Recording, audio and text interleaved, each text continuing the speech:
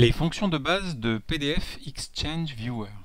Nous allons lancer le logiciel, ici en raccourci, c'est l'œil. Alors, je vais choisir d'utiliser cette application comme visionneuse par défaut. Je vais cocher ici pour ne pas avoir cette fenêtre à chaque fois. Et je dis oui. Oui. Voici. Maintenant, je vais ouvrir un fichier PDF. Fichier ouvrir, ou alors ici ouvrir. On peut utiliser le raccourci clavier CTRL-O. Je parcours et je vais choisir un fichier PDF.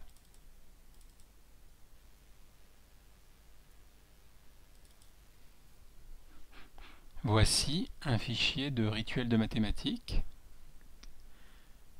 Dans ce fichier, si je veux récupérer du texte, je vais utiliser ici le petit t.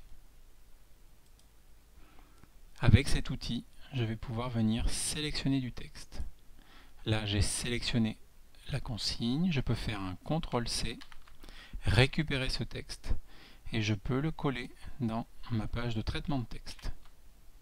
J'ai récupéré le texte du document. Voici une des fonctions de base de PDF Exchange Viewer. Je remontre le raccourci.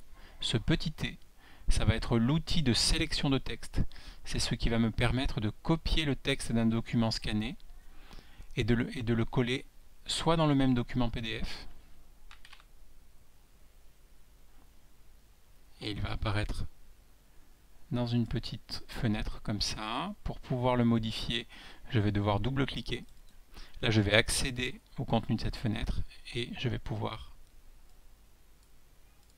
modifier ma sélection. Une fois que j'ai fini, je clique en dehors de la fenêtre. Une autre solution, c'est de copier le texte et de le coller dans un autre document. Voilà, en fonction de l'utilité, mais ça on y reviendra plus tard. C'était les fonctions de base de PDF Exchange Viewer.